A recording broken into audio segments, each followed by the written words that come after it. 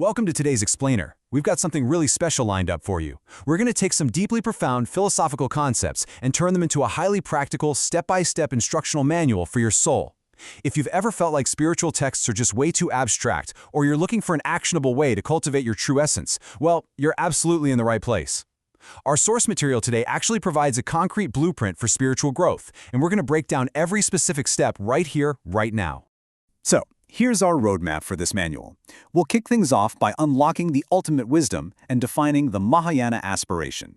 From there, we'll dive right into the three core cultivation steps: the universal parent, the universal child, and selfless contribution, before wrapping it all up with the great transformation. Let's get into it.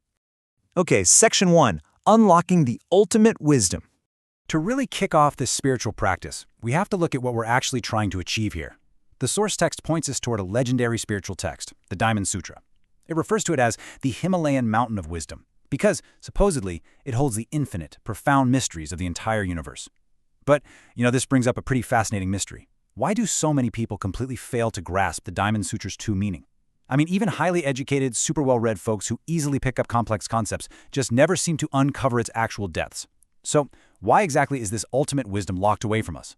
Well, according to the source material, the answer lies in this foundational quote from Zhu Feng. It says, "If a person aligns their body and soul through self-cultivation, true essence and true spirit will reside within, and great talent and virtue will manifest."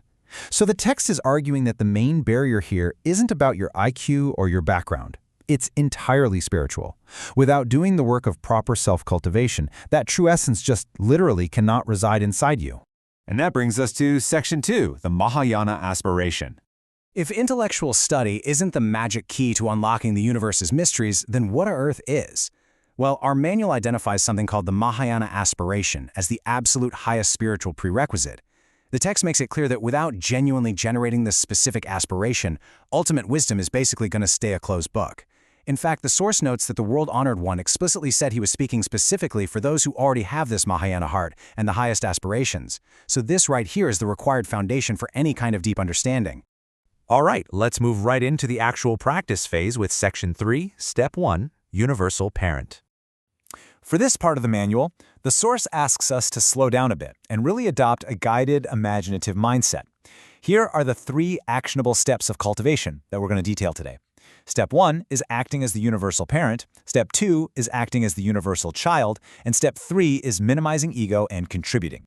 Okay, so to tackle Step 1, the text instructs you to literally envision yourself as the father or mother of all people in the world. And the author insists this has to come genuinely from the heart. It can't just be empty words. The source gives this really clear, inclusive list. You need to view people of all races, white, black, yellow, and folks from all belief systems, Muslims, Christians, Buddhists, communists, you name it, as your actual family. As their universal parent, your job is to genuinely wish for all these diverse groups to live harmoniously and joyfully, to have good food and rest, and to share a future filled with hope, all without causing any harm to nature. Now, this sets up a super fascinating comparison in the source between this universal parent mindset and the universal child mindset.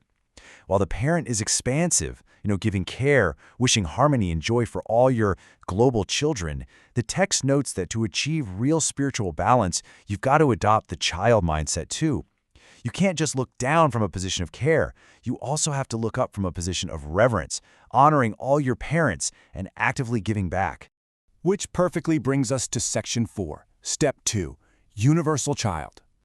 For this second step, the manual asks you to completely flip the script. You now need to guide your mind to place yourself in the position of a son or daughter to all the world's people. The text commands us to, quote, emulate the spirit of the cow, which consumes grass yet offers rich, sweet milk to nourish its caregivers. I mean, what a beautifully vivid metaphor, right? According to the source, as the universal child, you aren't seeking to take from the world. Instead, you're sharing your parents' burdens by only taking in what is simple and strictly necessary, the grass, and in return, offering back something incredibly valuable and nourishing, the sweet milk. And that leads us to Section 5, Step 3, Selfless Contribution. So having balanced the expansive, giving care of the parent with the humble reverence of the child, this final step focuses entirely on dealing with our own internal desires. The text instructs us to radically shift our personal proportions. We need to minimize our selfish desires to their absolute lowest possible limit while maximizing our capacity to serve and contribute. The source clarifies that this isn't about completely destroying your sense of self, but rather purposefully shrinking that slice of selfish desire way, way down. By expanding your capacity to serve others to its maximum limit, the text claims you will effectively gather that true essence and cultivate great talent. Finally, we arrive at Section 6, the Great Transformation. So what actually happens when you successfully implement these steps from the manual? Well, first off, the source says you achieve a state described as actionless action, or Wu Wei. By successfully generating this Mahayana aspiration, the text claims you're going to feel completely refreshed and clear-headed. You become bright of heart and bright of eye, just flowing perfectly in tune with the world in a state of totally effortless operation. Next, the source uses this absolutely stunning imagery. The universe can fit within your chest. According to the text, with this newly expanded spiritual capacity, you'll finally be able to comprehend the deep inner teachings of figures like Jesus Christ and Lao Tzu. You'll understand those ultimate truths that were previously completely hidden from you, like the true meaning behind the Diamond Sutra. All of these incredibly profound concepts will just simply make sense within your expanded chest. And equally as powerful, it says, the earth can rest upon your palm. Basically, this means gaining total mastery and perspective over your actions in this world. The text promises that once you hold this aspiration, even if a spiritual guide tells you absolutely nothing, you'll just naturally know exactly how to speak, how to act, and how to walk the path of the greatest creator. You'll have that ultimate blueprint fully internalized. We've reached the end of our practical manual today, but honestly, the true work is just beginning. Our source leaves us with a massively powerful philosophical claim. Through our own internal transformation of consciousness, the myriad phenomena of the vast world will change. So, keeping this manual in mind, I want to leave you with a question. Will you try developing the Mahayana aspiration today? Will you look at a stranger and try to see a beloved child or a revered parent? Because according to this specific wisdom, changing your own mind really does hold the key to transforming the entire world. Thanks so much for joining me for this explainer.